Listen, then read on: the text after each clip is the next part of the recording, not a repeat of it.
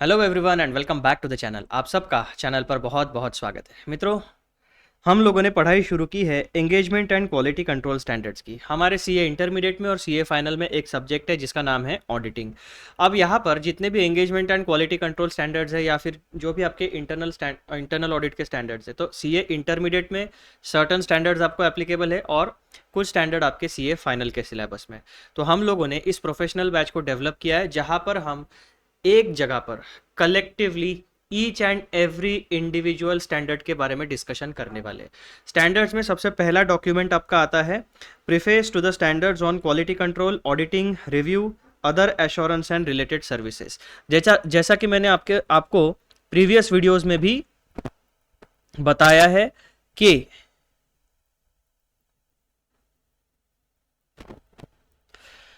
एक मिनट, मैं थोड़ा सा स्क्रीन एडजस्ट कर लेता हूँ। ओके, स्क्रीन एडजस्ट हो चुकी है दोस्तों, अब कोई डिस्टरबेंस मेरे सामने नहीं आएगा। चलो, तो हम लोग बात कर रहे थे कि हमने पढ़ाई शुरू की है engagement and quality control standards की, जो हमारे ऑडिटिंग में सीए इंटर सीए फाइनल दोनों लेवल पे है। तो हम लोगों ने क्या किया, जितना भी आपका सीए इंटर सीए इंटरमीडिएट में जितने भी स्टैंडर्ड्स है, उन सारे स्टैंडर्ड्स को सीरियली वन बाय वन हम डिस्कस करने वाले हैं। इसी यूट्यूब चैनल के ऊपर आपको सारे एक्सप्लेनर वीडियोज़ मिलने वाले हैं। और ये सबसे पहला डॉक्यूमेंट आपका आता है preface to the standards on quality control, auditing, review, other assurance and related services. Preface का मतलब क्या होता है, एक इंट्रोडक्टरी डॉक्यूमेंट, यानी जितने भी आपके engagement and quality control standards है उनके बारे में इंट्रोडक्शन आपको इस डॉक्यूमेंट में मिलने वाला है। अब इस वीडियो में हम लोग डिस्कस करने वाले हैं आपका पैराग्राफ नंबर 10। ठीक है, सीरियली हमारे नोट्स में टॉपिक नंबर 8 है जिसका टाइटल है authority attached to other standards and general clarifications. Authority attached to other standards and general clarifications, paragraph number 10 है ये। ठीक है, अब यहाँ पर देखो, हम लोगों ने जैसे जैसे इन स्टैंडर्ड्स को पढ़ा है तो हमें एक बात पता चली है इन स्टैंडर्ड्स में से कि मैं आपको ओरिजिनल टेक्स्ट में लेके चलता हूँ। ठीक है, ओरिजिनल टेक्स्ट से मैं आपको इसको समझा देता हूँ। लो जी, आगे हम हमारे ओरिजिनल डॉक्यूमेंट में। तो हमें क्या पता चला दोस्तों कि हमारे पास कितने प्रकार के स्टैंडर्ड्स है। पहला है आपका स्टैंडर्ड ऑन क्वालिटी कंट्रोल, दूसरा है आपका स्टैंडर्ड ऑन ऑडिटिंग, तीसरा है आपका स्टैंडर्ड ऑन रिव्यू एंगेजमेंट्स, चौथा है आपका standard on assurance engagement and पांचवा है आपका स्टैंडर्ड ऑन रिलेटेड सर्विसेज। तो ये दो ब्रॉड कैटेगरीज में डिवाइड किए गए। यहाँ पर सीरियल नंबर 1 है और यहाँ पर सीरियल नंबर 2, 3, 4 और 5 है, यानी कुल मिलाकर 4 प्रकार के जो स्टैंडर्ड्स है वो आपके प्रोफेशनल सर्विसेज में अप्लाई होते हैं। और ये वाला जो स्टैंडर्ड है दैट मीन्स SQC, ये आपका सीए फॉर्म को अप्लाई होता है। तो ऐसा ब्रॉड क्लासिफिकेशन हमारे एंगेजमेंट स्टैंडर्ड्स का यहाँ पर दिया हुआ है। अब जो आपका हेडिंग था अदर स्टैंडर्ड्स वाला, अथॉरिटी अटैच्ड, ये वाला authority attach to other standards and general clarifications. अब ये अदर स्टैंडर्ड्स का मतलब क्या हो गया कि हमारा जो ओरिजिनल टेक्स्ट है उसमें आप देखो इंट्रोडक्शन है, फिर यहाँ पे आएगा आपका स्टैंडर्ड्स इशूड बाय AASB के बारे में इंफॉर्मेशन है। देन उसके बाद देखो स्टैंडर्ड्स ऑन ऑडिटिंग अलग से कवर किया है, स्टैंडर्ड्स ऑन क्वालिटी कंट्रोल अलग से कवर किया है। यानी सीरियल नंबर 1 ये जो SQC है इसको स्पेसिफिकली अलग पैराग्राफ में कवर किया गया है। उसके बाद में standard on auditing serial number 2 जो है उसको अलग से कवर अप किया गया है। ठीक है, और अदर स्टैंडर्ड्स जो है आपके बाकी बचे हुए जितने भी स्टैंडर्ड्स है उनको अदर स्टैंडर्ड्स बोल के पैराग्राफ नंबर 7 में कवर किया गया है। इसका मतलब क्या हुआ कि ये जो आपके सीरियल नंबर 3, 4 और 5 वाले जो स्टैंडर्ड्स है that means review, other assurance and related services, इन्हें हमारे प्रीफेस वाले डॉक्यूमेंट में अदर स्टैंडर्ड्स कहा जाता है। तो अभी हमारा जो पैराग्राफ नंबर 10 है वो बात करता है authority of other standards plus general clarifications, यानी इन दो मुद्दों के बारे में हमारी बात होने वाली है। Authority attached to other standards plus general clarifications, यानी यहाँ पर पैराग्राफ नंबर 7 में और जनरल क्लैरिफिकेशंस पैराग्राफ नंबर 8 में जो हमने डिस्कशन किया उनकी अथॉरिटी क्या है, यानी उनको कौन इशू करेगा, कौन बताएगा कि ये स्टैंडर्ड्स आपको फॉलो करना है, ये सारी बातें हम पैराग्राफ नंबर 10 में डिस्कस करने वाले हैं। तो अभी आपको क्लैरिटी आ गई, वो हेडिंग का जो टाइटल, उसका नोमेनक्लेचर क्या, उसके पीछे का बैकग्राउंड क्या था, वो मैंने आपको बता दिया। अब हम चलते हैं पैराग्राफ क्रमांक 10 के ऊपर। लो जी, हम आ गए आपके पेज नंबर 4 के ऊपर, जो आपका ओरिजिनल टेक्स्ट में है। यहाँ पे आ गया आपका authority attached to other standards and general clarifications. तो मित्रों, ये है आपका पैराग्राफ नंबर 10। इतने लाइंस को हमें अच्छे से पढ़ना है और फिर हमें समझना है। तो सबसे पहले मैं आपको लेके चलता हूँ हमारे प्यारे प्यारे नोट्स में, जहाँ पे स्ट्रक्चर्ड फॉर्मेट में मैंने आपके लिए सारी चीज़ें पहले से डेवलप करके रखी है, ड्राफ्टिंग करके रखा है। अब देखो, पैराग्राफ नंबर 10 में ओवरव्यू में सबसे पहले आपको दे देता हूँ, फिर हम डिटेल रीडिंग करेंगे, यानी ओरिजिनल टेक्स्ट रीड करेंगे, फिर एक्सप्लेनेशन रीड करेंगे। तो हमारा अप्रोच कैसा है इस बैच को हैंडल करने का? सबसे पहले भाई साहब, जो भी हमारा थोड़ा बहुत कॉन्टेक्स्ट होता है, बैकग्राउंड होता है, जैसे हमने इस वीडियो में डिस्कस किया वो डिस्कस कर लेते हैं। यानी मैंने आपको जैसे नोमेनक्लेचर वगैरह बता दिया, कौन सा पैराग्राफ आपको कौन से पेज पे मिलने वाला है, स्पेसिफिक जगह आपको बता दी। फिर हम क्या करते हैं, की पॉइंट्स को डिस्कस करते हैं, देन हम ओरिजिनल टेक्स्ट को पढ़ते हैं, एंड देन उसके बाद में हम लोग एक्सप्लेनेशन को पढ़ते हैं। तो देखो भाई साहब, पैराग्राफ 10 में कुल मिलाकर हमें क्या क्या चीज़ें पढ़ने को मिलने वाली है। तो सबसे पहले एक तो इंट्रोडक्शन, यानी ये जो अथॉरिटी है ना, और authority regarding what, other standards and general clarifications, इसके बारे में इंट्रोडक्शन रहेगा। दूसरा पॉइंट हम पढ़ने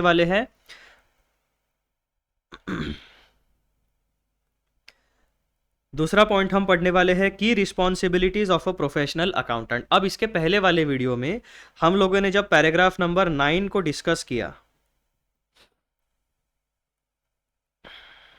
पैराग्राफ नंबर 10 के पहले पैराग्राफ नंबर 9 में जब हमने डिस्कशन किया, तब हमने प्रोफेशनल अकाउंटेंट की डेफिनेशन पढ़ी, क्या उसका मतलब क्या होता है। ठीक है, तो आप लोग पिछला वीडियो रेफर करो, और फुटनोट जो हमने पैराग्राफ नंबर 9 में डिस्कस किया था उसको आप रेफर कर सकते हो। प्रोफेशनल अकाउंटेंट का मतलब क्या होता है? एक ऐसा क्वालिफाइड चार्टर्ड अकाउंटेंट जो रजिस्टर्ड मेंबर है institute of chartered accountants of India का। यानी जब भी हम preface to standards on engagement and quality control के बारे में बात करेंगे, इस ओरिजिनल डॉक्यूमेंट की बात करेंगे, तब जब भी प्रोफेशनल अकाउंट ये टर्म आएगा तो हमारे दिमाग में उसका मतलब क्या आना चाहिए? Qualified chartered accountant registered with institute of chartered accountants of India, यानी ICAI का मेंबर, जिसके पास CA ये 2 इनिशियल्स है, जिसके पास साइनिंग अथॉरिटी है। ठीक है भाई साहब, उसके बाद देखो आप, when can a departure from a standard occur. अब यहाँ पर धीरे धीरे हमारा टॉपिक आगे बढ़ रहा है। सबसे पहले इंट्रोडक्शन की रिस्पॉन्सिबिलिटीज ऑफ प्रोफेशनल अकाउंटेंट, उसके बाद में एक बहुत इंपॉर्टेंट मुद्दा आने वाला है, वो है when can a departure from a standard occur. अब यहाँ पर जो अदर स्टैंडर्ड्स है ना, इनकी बात हो रही है। यानी अदर स्टैंडर्ड्स में आपके कौन से स्टैंडर्ड्स कवर हो गए?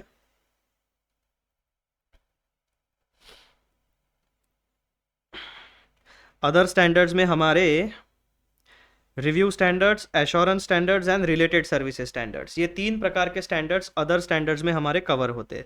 तो यहाँ पर अदर स्टैंडर्ड्स, यानी जो 3 स्टैंडर्ड्स के नाम अभी हमने पढ़े, उनमें बताए गए गाइडेंस, उनमें बताए गए प्रोविजंस को अगर एक चार्टर्ड अकाउंटेंट फॉलो ना करते हुए डेविएट करता है, कोई और प्रोसीजर फॉलो करता है, तो ऐसे सिनेरियो कब अलाउ होते हैं, उसके बारे में पॉइंट नंबर 3 में बात करेंगे।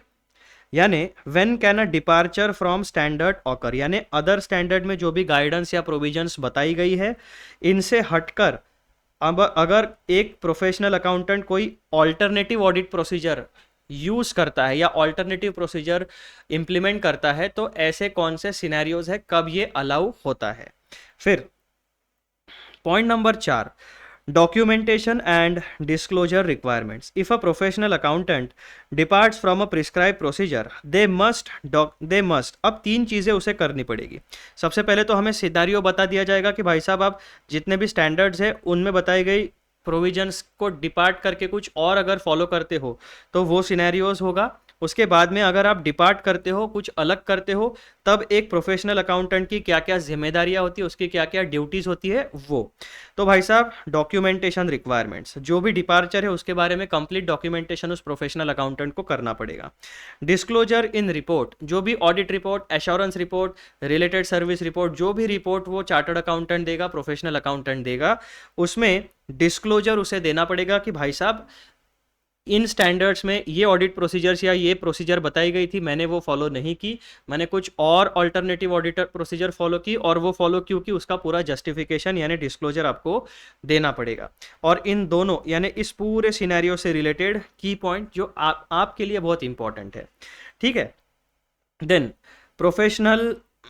Professional misconduct and legal implications. भाई साहब ये सिर्फ मजाक नहीं है, डिपार्ट करना या किसी स्टैंडर्ड को फॉलो ना करना।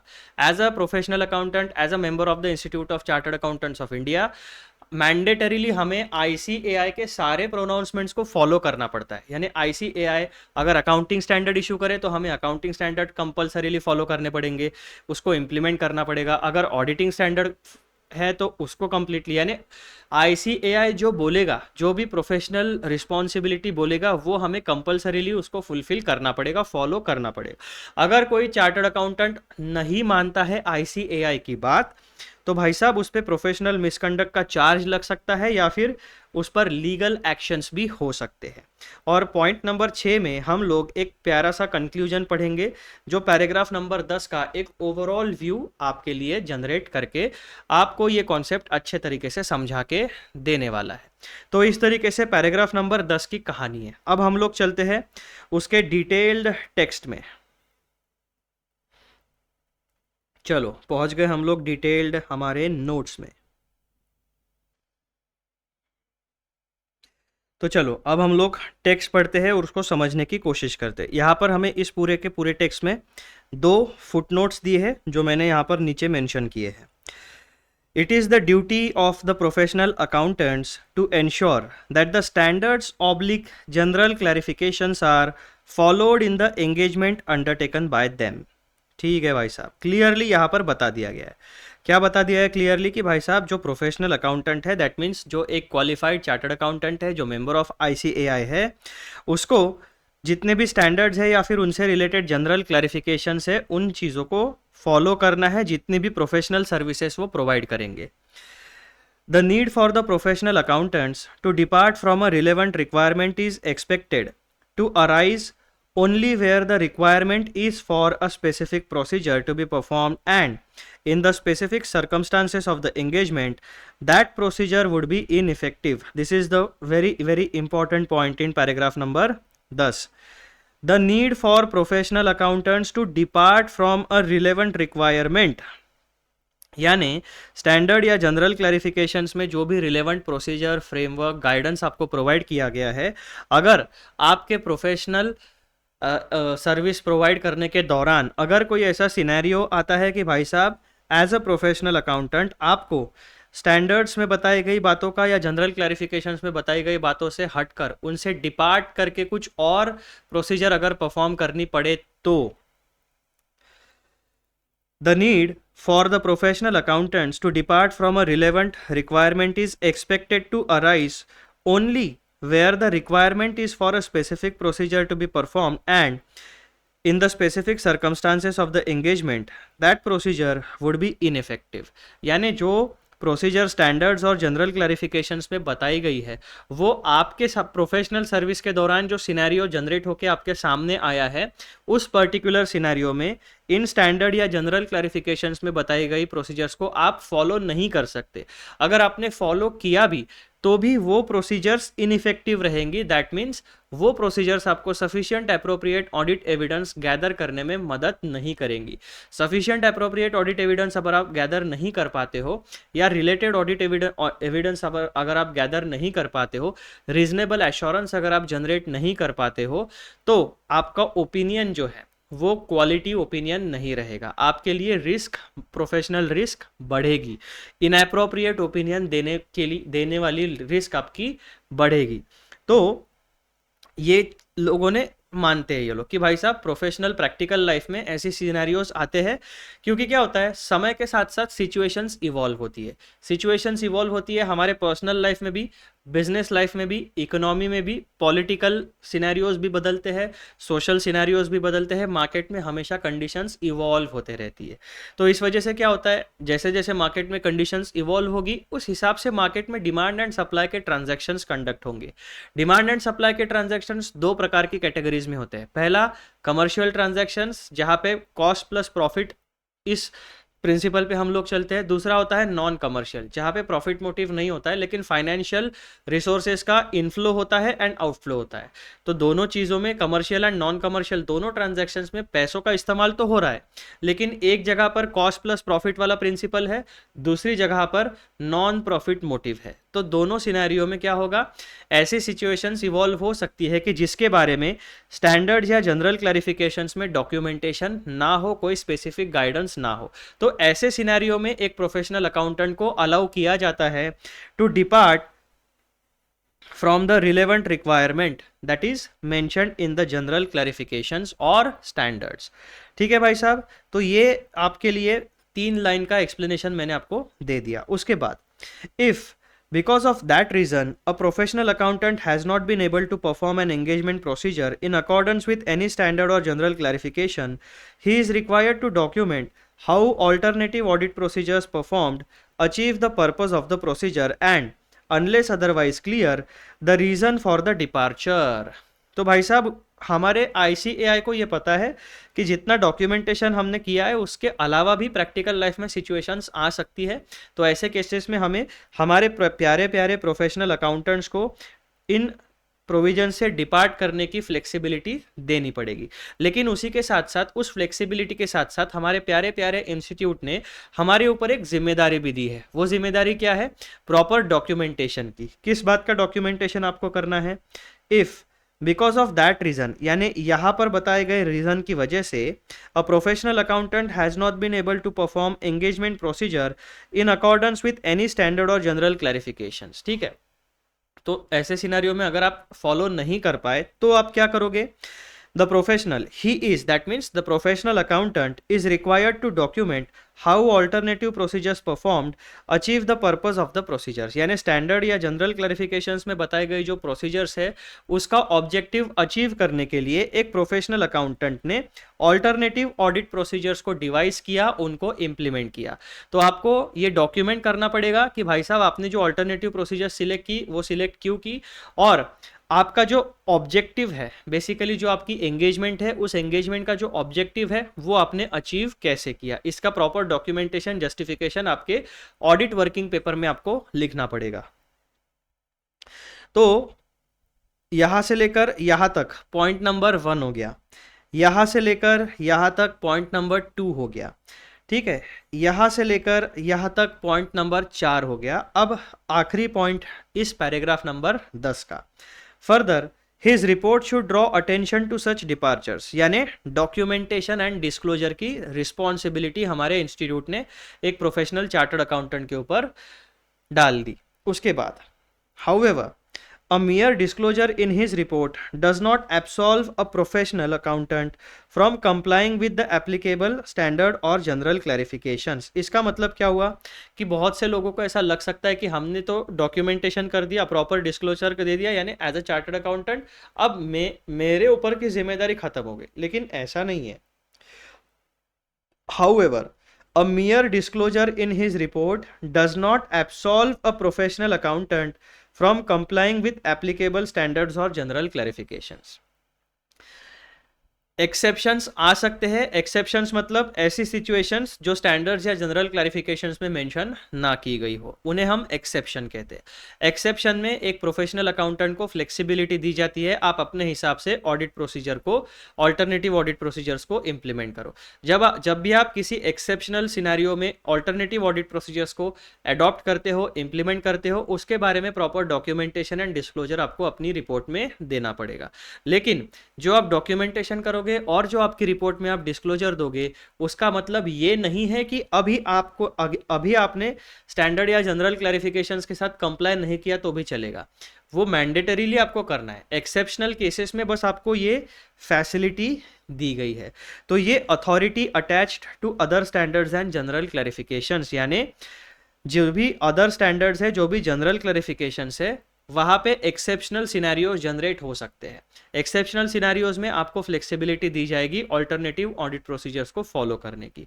उसी के साथ साथ आपको ये भी ध्यान में रखना है एज अ प्रोफेशनल अकाउंटेंट कि अदर स्टैंडर्ड्स और जनरल क्लैरिफिकेशंस, अदर स्टैंडर्ड्स मतलब कौन से standards, review, assurance and related services, in 3 standards में आपको जितनी भी बातें दी गई है उनको मैंडेटरीली फॉलो करना है। दूसरा बात, एक्सेप्शनल केसेस में जब भी आप ऑल्टरनेटिव ऑडिट प्रोसीजर्स को परफॉर्म करोगे तो उसके लिए आपको डॉक्यूमेंटेशन करना पड़ेगा प्रॉपर एंड डिस्क्लोजर देना पड़ेगा। ये बातें आपको ध्यान में रखनी है। तो दैट मीन्स यहाँ पर authority attached to other standards and general clarifications बता दिया। अथॉरिटी किस नेचर की है? मैंडेटरी नेचर की है। एक्सेप्शनल केसेस में फ्लेक्सिबिलिटी दी गई है, लेकिन फ्लेक्सिबिलिटी के साथ कुछ टर्म्स एंड कंडीशन से जो है डॉक्यूमेंटेशन एंड डिस्क्लोजर रिक्वायरमेंट्स। बात आपको समझ में आ गई? यह है पूरी कहानी पैराग्राफ नंबर 10 की। मैंने तो आपको पूरा बता दिया। अब हम स्ट्रक्चर्ड फॉर्मेट में जो मैंने आपके लिए एक्सप्लेनेशन रेडी करके रखा है उसको पढ़ते हैं और समझते हैं। अब यहां पर दो बातें हमारी और बाकी बची हुई है। पहला जो स्टेटमेंट है उसमें फुटनोट नंबर 5 एप्लीकेबल है। पहला स्टेटमेंट सेंटेंस हमारा क्या कहता है? It is the duty of professional accountants to ensure that the standards or general clarifications are followed in engagements undertaken by them। यानी मैंडेटरी नेचर है अथॉरिटी। अथॉरिटी कैसी है? मैंडेटरीली आपको फॉलो करना पड़ेगा। यहाँ पर फुटनोट नंबर 5 रिलेवेंट है, तो फुटनोट नंबर 5 हम लोग पढ़ लेते हैं। Members' attention is invited to clause number 5 of part 1 of second schedule of the Chartered Accountants Act। यानी जो हमारा चार्टर्ड अकाउंटेंट्स एक्ट 1949 है उसमें एक शेड्यूल नंबर 2 है, यानी सेकंड शेड्यूल है। सेकंड शेड्यूल का पार्ट 1 है, उसका क्लॉज 5 है, उसके ऊपर हमारे मेंबर्स का ध्यान जाना चाहिए। According to which a chartered accountant in practice shall be deemed to be guilty of professional misconduct if he fails to disclose a material fact known to him which is not disclosed in financial statement। अब यहाँ पर professional misconduct वाला scenario आपको बताया गया है। यानी आपको कुछ ऐसी बात पता है जो मटेरियल मिसस्टेटमेंट है फाइनेंशियल स्टेटमेंट में, लेकिन फिर भी आपने अपने रिपोर्ट में उसको मेंशन नहीं किया है। चार्टर्ड अकाउंटेंट इन प्रैक्टिस कहा गया है। यहाँ पर जॉब या बिजनेस वाली बात नहीं हो रही। A chartered accountant in practice यानी जो जिसके पास साइनिंग अथॉरिटी है, सर्टिफिकेट ऑफ प्रैक्टिस है। A chartered accountant in practice shall be deemed to be guilty of professional misconduct. यानी एक ऐसा सिनेरियो यहाँ पर डिस्कस किया गया जहाँ पर प्रैक्टिसिंग चार्टर्ड अकाउंटेंट के ऊपर प्रोफेशनल मिसकंडक्ट का केस लग सकता है। कौन सा सिनेरियो है वो?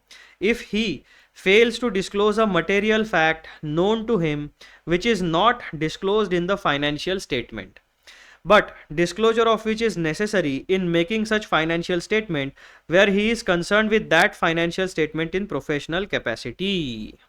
तो भाई साहब इंपॉर्टेंट बात है, मटेरियल फैक्ट कौन सा होता है कि भाई साहब ऐसी फाइनेंशियल इंफॉर्मेशन जिसकी वजह से यूजर्स ऑफ फाइनेंशियल इंफॉर्मेशन जो होते हैं उनके इकोनॉमिक डिसीजन मेकिंग के ऊपर इम्पैक्ट पड़ने वाला है।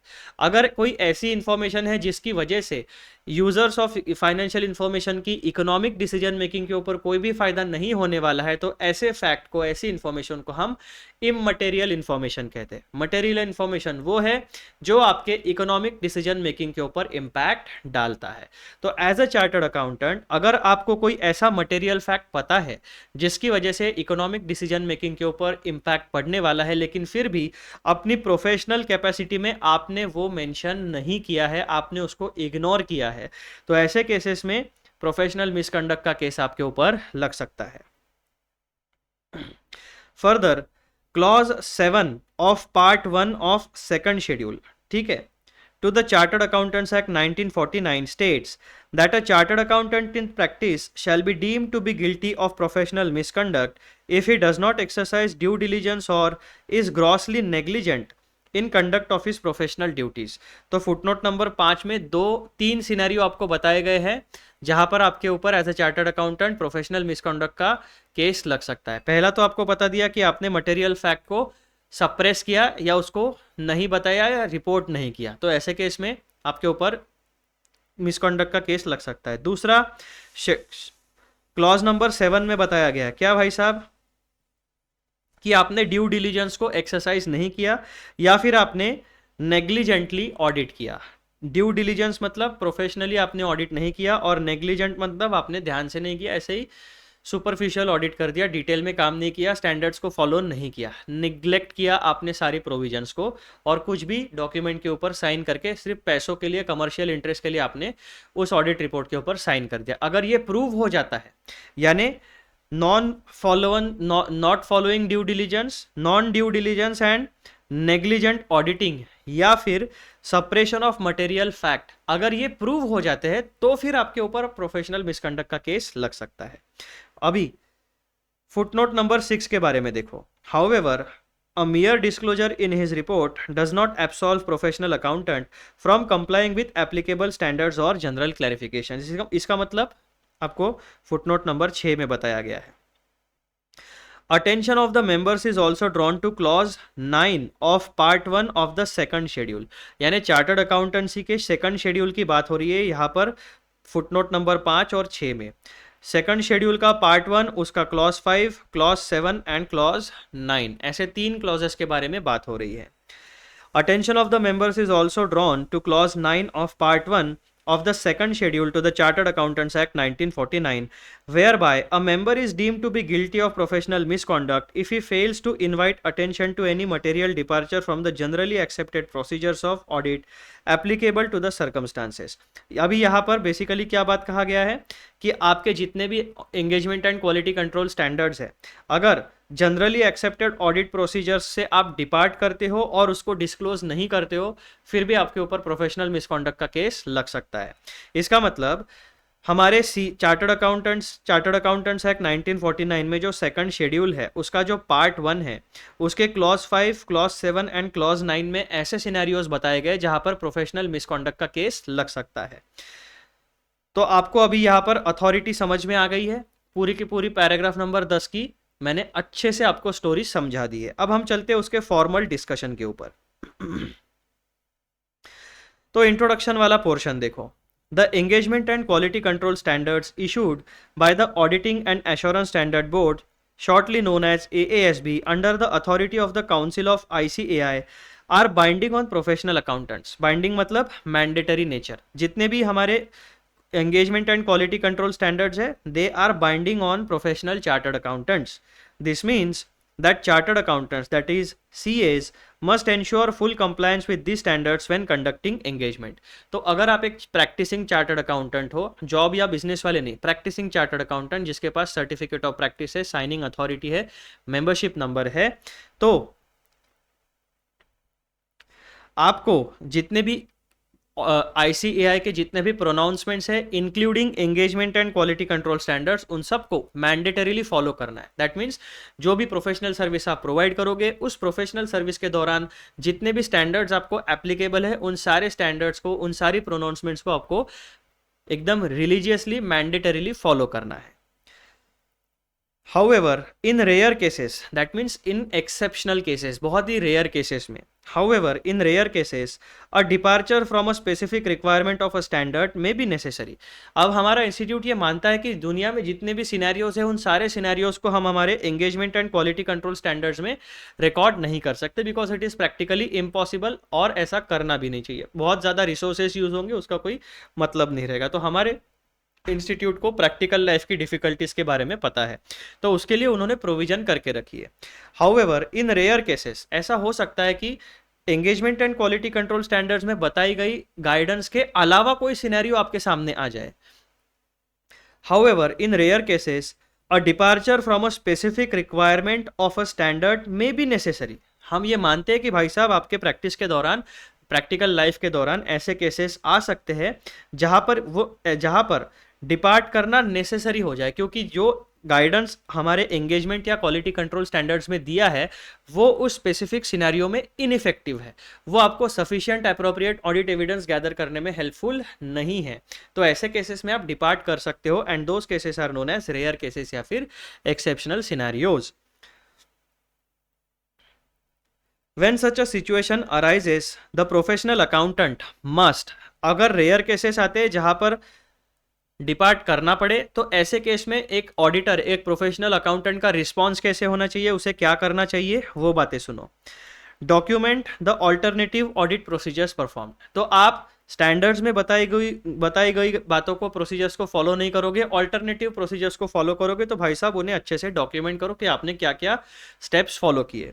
Point number 2, explain how the alternative procedure meets the intended purpose. जो भी गाइडेंस हमारे engagement and quality control standards में दिया गया है, उन हर एक स्टैंडर्ड में अपने अपने ऑब्जेक्टिव्स होते हैं।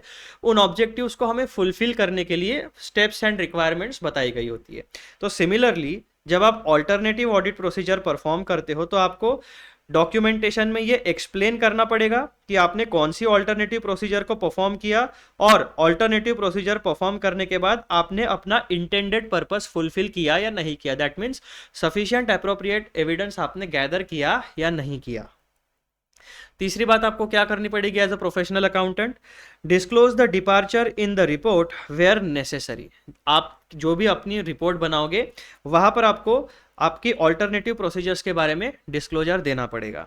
नंबर 4 आप क्या करोगे, ensure that मियर disclosure does not absolve them from compliance responsibilities. ठीक है, रेयर केसेस में आपको अलाउ है, लेकिन बाकी जितने भी सिनेरियोज है आपको strictly engagement and quality control standards के हिसाब से सारी प्रोसीजर्स जो भी आपके लिए एप्लीकेबल है वो फॉलो करनी पड़ेगी। तो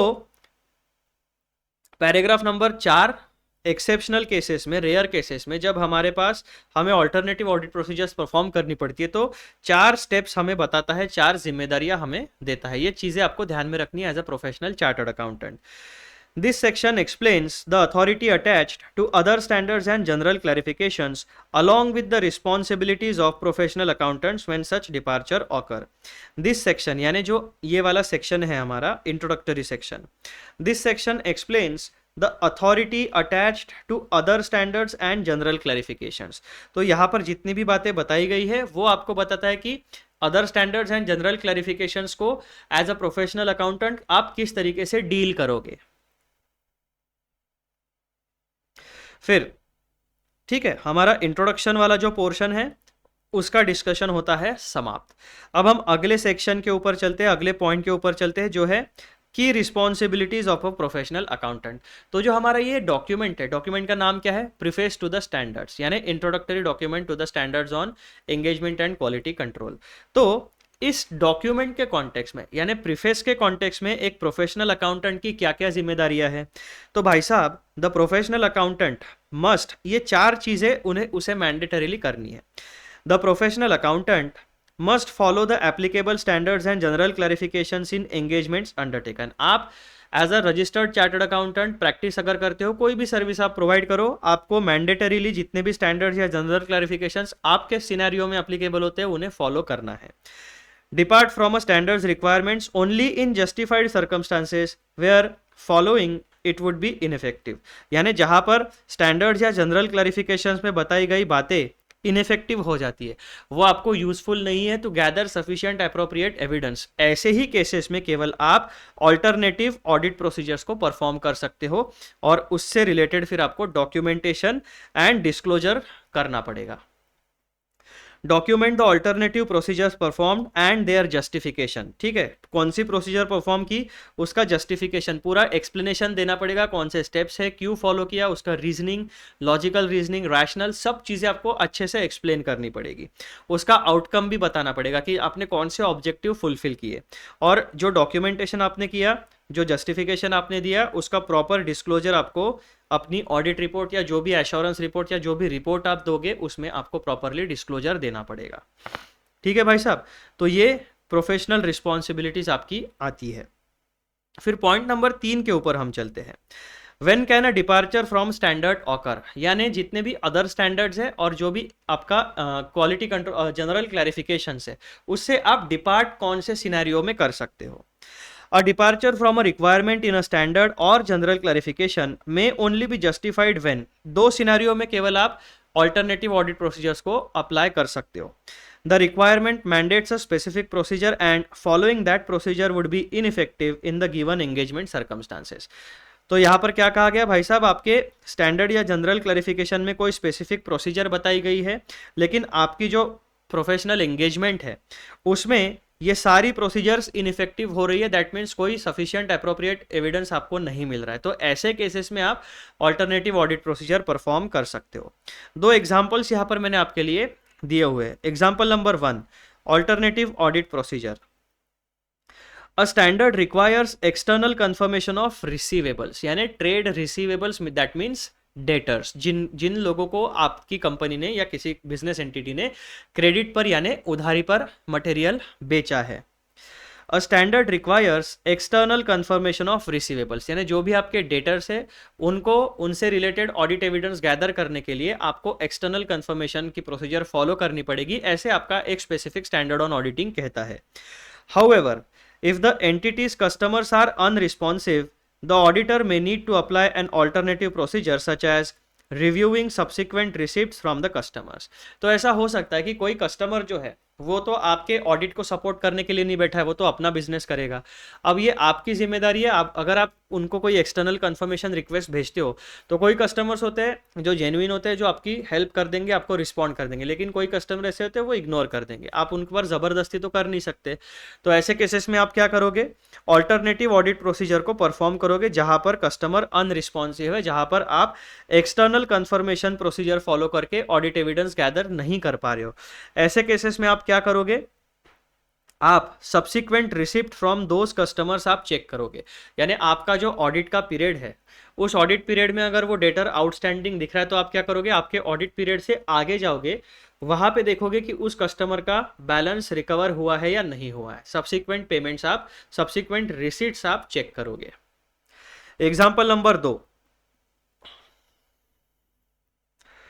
ऑल्टरनेटिव एश्योरेंस एंगेजमेंट प्रोसीजर। अब दो सिनेरियो मैंने यहां पर डिस्कस किए, पहला ऑडिट का सिनेरियो है और दूसरा एश्योरेंस एंगेजमेंट का सिनेरियो, दोनों काम अलग अलग है। Alternative assurance engagement procedure, a standard requires physical verification of N inventory item. कोई आपका स्पेसिफिक स्टैंडर्ड ऑन ऑडिटिंग है जो बताता है कि भाई साहब इन्वेंट्री का आपको फिजिकल वेरिफिकेशन करना पड़ेगा, ये स्टैंडर्ड में बताया गया है, और इसका मतलब क्या हुआ कि ये मैंडेटरी आपको audit procedure follow, assurance procedure follow करनी पड़ेगी। फिजिकल वेरिफिकेशन वाली प्रोसीजर मैंडेटरीली करनी पड़ेगी क्योंकि वो स्टैंडर्ड ऑन एश्योरेंस एंगेजमेंट में बताई गई है। However, if the item is stored in highly restricted area, the auditor may rely on video surveillance records और management representation instead। तो ऐसा हो सकता है कि बहुत सारे मटेरियल ऐसे होते हैं जहाँ पर जो रेडियो एक्टिव मटेरियल हो सकते हैं या फिर हार्मफुल केमिकल्स हो सकते हैं या फिर कोई ऐसा मटेरियल होगा कि जहाँ पर एकदम रिस्ट्रिक्टेड एक्सेस है, क्योंकि क्या होता है सिक्योर्ड स्पेसेस में बहुत सारे मैन्युफैक्चरिंग प्रोसेसेस होती है, जैसे वहाँ पर क्या होता है कोई बाहर की दुनिया में बाहर ही कोई बैक्टीरिया, कोई वायरस, ऐसा वहाँ पर कंटेमिनेंट्स नहीं जाना चाहिए, इसलिए बहुत स्ट्रिक्टली सिक्योरिटी प्रोसीजर्स फॉलो होती है। जैसे कि कोई टेस्टिंग लैब है, कहीं पर रिसर्च एंड डेवलपमेंट का काम अगर हो रहा है तो ऐसे एरियाज में क्या होगा, आप फिजिकल वेरिफिकेशन नहीं कर पाओगे, हजार्डस कंडीशन में आप किसी भी स्टॉक का वेरिफिकेशन नहीं कर पाओगे। तो ऐसे केसेस में आप क्या करोगे, वहाँ पर उनका जो वेयर हाउस है या फिर जहाँ पर एसेट रखा हुआ या इन्वेंट्री रखी हुई है, आप वीडियो सर्वेलेंस रिकॉर्ड्स को चेक करोगे। या फिर आप क्या कर सकते हो, जो मैनेजमेंट का रिप्रेजेंटेशन लेटर है, यानी मैनेजमेंट के जो असर्शन है, मैनेजमेंट ने जो लिख के दिया कि भाई साहब ये इतना मटेरियल हमारे पास है, आप उसी के ऊपर रिलाई कर सकते हो डिपेंडिंग ऑन अदर फैक्टर्स। तो इस तरीके से आपको ऑल्टरनेटिव ऑडिट प्रोसीजर्स को फॉलो कराना पड़ेगा। फिर पॉइंट नंबर 4 में हमें क्या पता चलता है, documentation and disclosure requirements. If a professional accountant departs from a prescribe procedure, they must, पहले क्या करना पड़ेगा, आपको डॉक्यूमेंटेशन रिक्वायरमेंट फॉलो करनी पड़ेगी। Professional accountant must clearly document 3 बातें, कौन सी, the reason for departing from the prescribe procedure, यानी जो स्टैंडर्ड्स में बताई गई प्रोसीजर है आपने उसको फॉलो ना करते हुए कोई ऑल्टरनेटिव प्रोसीजर क्यों फॉलो की, इसका प्रॉपर जस्टिफिकेशन रिटर्न फॉर्मेट में आपको डॉक्यूमेंट करना पड़ेगा। दूसरा, द ऑल्टरनेटिव प्रोसीजर परफॉर्म, फिर दूसरे ऑल्टरनेटिव प्रोसीजर आपने कौन सी परफॉर्म की है उसकी कंप्लीट डिटेल्स आपको रिटर्न फॉर्मेट में रिकॉर्ड करनी पड़ेगी। तीसरा, how the alternative procedure achieves the intended objective of the standard. तो जिस स्टैंडर्ड में भी कोई प्रोसीजर बताई गई है उस प्रोसीजर का कोई ऑब्जेक्टिव होता है, अल्टीमेट ऑब्जेक्टिव क्या होता है, sufficient appropriate audit evidence gather करना। तो ये ऑब्जेक्टिव आपकी ऑल्टरनेटिव प्रोसीजर्स किस तरीके से फुलफिल करती है, कैसे अचीव करती है, उसके बारे में भी आपको डॉक्यूमेंटेशन देना पड़ेगा। यानी 3 एरियाज में आपको डॉक्यूमेंटेशन देना है, रीजनिंग, कौन सी प्रोसीजर परफॉर्म की, और भाई साहब उसका ऑब्जेक्टिव अचीव हुआ या नहीं हुआ। दूसरा रिक्वायरमेंट क्या आएगा आपका, डिस्क्लोजर इन रिपोर्ट। तो जो भी डॉक्यूमेंटेशन आपने किया है, जो भी काम आपने किया है, उसका डिस्क्लोजर आपको आपकी फाइनल रिपोर्ट में देना पड़ेगा। The professional accountant should draw attention to the departure in their report if it is significant, and number 2, ensure that mere disclosure does not absolve them from compliance obligations। यानी अगर आपने disclosure दे दिया इसका मतलब ये नहीं है कि अभी आपकी सारी जिम्मेदारियां खत्म हो गई, नहीं भाई साहब, जब तक आपके पास सीओपी है तब तक आपको मैंडेटरीली सारे स्टैंडर्ड्स को फॉलो करना है। ठीक है भाई साहब। और तीसरा, इन दोनों इस सिनेरियो में की पॉइंट क्या आता है, if an accountant fails to comply with the applicable standard और जनरल क्लैरिफिकेशन, आपने स्टैंडर्ड्स को भी फॉलो नहीं किया, जनरल क्लैरिफिकेशंस को भी फॉलो नहीं किया, तो ऐसे केस में क्या होगा, they may be held guilty of professional misconduct under the chartered accountants act 1949। तो भाई साहब, अगर आपने प्रॉपरली स्टैंडर्ड्स को फॉलो नहीं किया तो आपके ऊपर लीगल एक्शन हो सकता है, प्रोफेशनल मिसकॉन्डक्ट का केस लग सकता है। ठीक है। अब जो हमारे फुटनोट्स थे, जो हमने इस वीडियो में शुरुआत में डिस्कस किए थे, फुटनोट नंबर 5 और फुटनोट नंबर 6, तो उनको मैंने क्या किया, टैब्यूलर फॉर्म में आपके लिए भाई साहब प्रेजेंट कर दिया ताकि आपको आसानी हो उन सिनेरियोस को समझने में। तो सबसे पहले देखो पॉइंट नंबर 5 में professional misconduct and legal implications. अगर आपका कोई प्रोफेशनल मिसकंडक्ट होता है उसका डिस्क्रिप्शन क्या है और लीगल एक्शन आपके ऊपर क्या होने वाला है। Failure to comply with the standards and general clarification may result in professional misconduct as per the Chartered Accountants Act 1949। सबसे पहला सिनेरियो कौन सा होता है, कहाँ पे कर हुआ है, वो हो गया आपका चार्टर्ड अकाउंटेंट्स एक्ट के सेकंड शेड्यूल में पार्ट 1 में क्लॉज नंबर 5। यहाँ पर सबसे पहला सिनेरियो होता है। प्रोविजन क्या कहती है, a CA shall be guilty of misconduct if they fail to disclose a material fact in a financial statement when it is necessary. कोई मटेरियल फैक्ट है वो आपको मेंशन करना था, आपने अपनी रिपोर्ट में या कहीं भी डिस्क्लोजर में मेंशन नहीं किया, तब इस प्रोविजन के तहत आपको non disclosure of material fact के under, non disclosure of material fact इस प्रोफेशनल मिसकंडक्ट के अंदर आपके ऊपर लीगल एक्शन हो सकता है। दूसरा सिनेरियो क्या है, सेकंड शेड्यूल में पार्ट 1 में क्लॉज 7 प्रोविजन क्या कहती है, A CA shall be guilty of misconduct if they do not exercise due diligence और एक्ट विथ ग्रॉस नेग्लिजेंस। यानी आपने ड्यू डिलीजेंस फॉलो नहीं किया, जो भी प्रोफेशनल रिक्वायरमेंट्स है वो फॉलो नहीं की, और नेग्लिजेंटली आपने ऑडिट किया, यानी आपने sufficient appropriate audit evidence gather नहीं किया, प्रॉपर डॉक्यूमेंटेशन नहीं किया, प्रॉपर डिस्क्लोजर्स नहीं दिए, आपने अपना ऑडिट वर्किंग पेपर मेंटेन नहीं किया। तो ऐसे केसेस में क्या हो सकता है, आपके ऊपर मिसकंडक्ट का केस लग सकता है। उसका टाइप क्या होगा, लैक ऑफ ड्यू डिलीजेंस और नेग्लिजेंस। इसके वजह से भी आपके ऊपर इस प्रोविजन के अंडर मिसकॉन्डक्ट, प्रोफेशनल मिसकॉन्डक्ट का केस लग सकता है। फिर तीसरा सिनेरियो कहाँ पे कवर होता है, second schedule of the CA act part 1 clause 9। Provision क्या कहती है, a CA shall be guilty of misconduct if they fail to report departures from generally accepted audit procedures। तो जैसे हमारे जनरली एक्सेप्टेड अकाउंटिंग प्रिंसिपल्स होते हैं, उसी तरीके से जनरली एक्सेप्टेड ऑडिटिंग प्रैक्टिसेस भी, प्रोसीजर्स भी होती है। अगर आप किसी भी अदर स्टैंडर्ड्स में बताई गई या फिर जनरल क्लैरिफिकेशंस में बताई गई प्रोविजंस से डिपार्ट करते हो और उनको अच्छे तरीके से डॉक्यूमेंटेशन या रिपोर्टिंग डिस्क्लोजर नहीं करते हो, तो भी आपके ऊपर प्रोफेशनल मिसकंडक्ट का केस लग सकता है। फेलियर टू हाईलाइट डिपार्चर्स, यानी आपने कौन सी मैंडेटरी प्रोविजंस को फॉलो नहीं किया, आपको उसको बताना पड़ेगा। फॉलो क्यों नहीं किया, आपने ऑल्टरनेटिव ऑडिट प्रोसीजर क्या अप्लाई की, ऑब्जेक्टिव फुलफिल हुआ या नहीं हुआ, ये सारी रिक्वायरमेंट्स आपने फॉलो नहीं की, तो वो आती है आपकी फेलियर टू हाईलाइट डिपार्चर वाली कैटेगरी में। तो 3 प्रकार के बातों से आपको सावधान रहना है as a professional chartered accountant. पहला, non disclosure of material facts. Always remember, as a professional accountant आपको हर बार सारे के सारे मटेरियल फैक्ट्स को प्रॉपरली हाईलाइट करना है, डिस्क्लोज करना है। दूसरा, आपको जितने भी अपनी प्रोफेशनल सर्विसेज सारी चीज़ों में ड्यू डिलीजेंस फॉलो करना है, नेग्लिजेंस नहीं लाना है। ठीक है। तीसरा point, failure to highlight departures. अगर आप बताई गई स्टैंडर्ड्स की प्रोविजंस या जनरल क्लैरिफिकेशंस में बताए गए गाइडेंस से डिपार्ट करते हो, उनको फॉलो ना करते हुए कोई ऑल्टरनेटिव ऑडिट प्रोसीजर फॉलो करते हो, तो उसका कंप्लीट डॉक्यूमेंटेशन, डिस्क्लोजर एंड सब कुछ आपको करना पड़ेगा। ठीक है। तो अगर आप ये 3 सिनेरियो में फेल होते हो तो आपके ऊपर प्रोफेशनल मिसकॉन्डक्ट का केस लग सकता है। ये आपकी फुटनोट नंबर 5 और 6 में कवर किया गया है। फिर हम लोग आते हैं इस पूरे के पूरे टॉपिक के कंक्लूजन के ऊपर। Point number 1, compliance with engagement and quality control standards is mandatory, simple. दूसरा, departure should be rare and only where standard procedures are ineffective.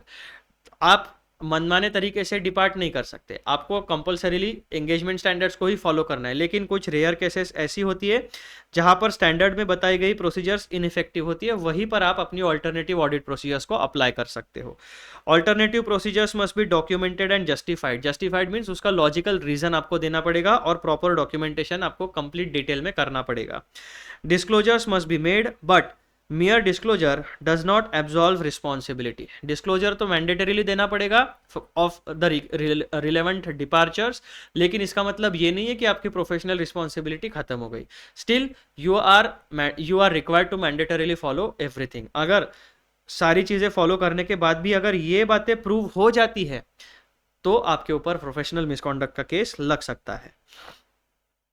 Failure to comply may lead to professional misconduct charges. यानी point number 1, 2, 3, 4, इन 4 points का अगर आपने compliance नहीं किया तो ultimately क्या होगा, माना जाएगा you fail to comply with the relevant provisions, और उसकी वजह से आपके ऊपर मिसकॉन्डक्ट के चार्जेस लग सकते हैं, डिसिप्लिनरी एक्शन या लीगल एक्शन हो सकता है। Key takeaway for CA students. अब सीए स्टूडेंट्स, प्रोफेशनल तो छोड़ दो, जो अब भाई आप सीए स्टूडेंट हो तो आपके लिए क्या की पॉइंट है? A chartered accountant is expected to uphold highest professional standards and exercise due diligence in engagements. Proper documentation and ethical compliance are non-negotiable in the profession। तो भाई साहब, सीए प्रोफेशन की इज्जत एक स्टूडेंट के हाथ में होती है।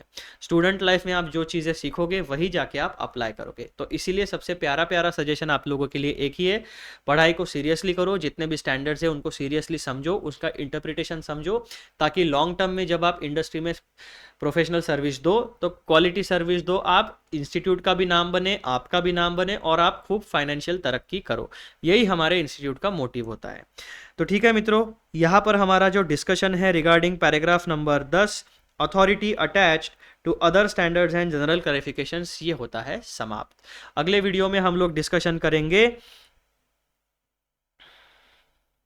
गाइडेंस नोट्स के बारे में, जो कि आपका पैराग्राफ नंबर 11 है। चलो हम लोग मिलेंगे अगले वीडियो में। आई होप कि आपको ये वाला वीडियो बहुत ही सही तरीके से समझ में आ गया है। अगर सही तरीके से समझा नहीं है तो मैं रिक्वेस्ट करूंगा एक बार आप फिर से देखो, क्योंकि मैंने बहुत अच्छे से डिटेल में आपको समझाया है। मैक्सिमम पॉसिबल सिनेरियोज मैंने यहाँ पर कवर करने की कोशिश की है। इसके अलावा भी बहुत सारा एक्सप्लेनेशन है, लेकिन वो इतना लेंदी एक्सप्लेनेशन दे के कोई मतलब नहीं है। मैंने आपको जितनी ज़रूरत थी उतना एक्सप्लेनेशन दे दिया। अब इस नॉलेज के ऊपर आप अपना नॉलेज इवॉल्व कर सकते हो। तो चलो दोस्तों, जाने से पहले एज यूजुअल छोटी सी रिक्वेस्ट, चैनल को सब्सक्राइब जरूर करिए, वीडियोस को लाइक करिए एंड शेयर जरूर करिए। चलो मिलते हैं अगले वीडियो में। इस चैनल को ध्यान में रखना, क्योंकि ये बहुत ही बढ़िया जगह बनने वाला है आपके प्रोफेशनल नॉलेज के लिए। बहुत बढ़िया डिस्कशन इस चैनल के ऊपर हम लोग कर रहे हैं और करने वाले हैं। चलो मिलते हैं अगले वीडियो में। Bye bye.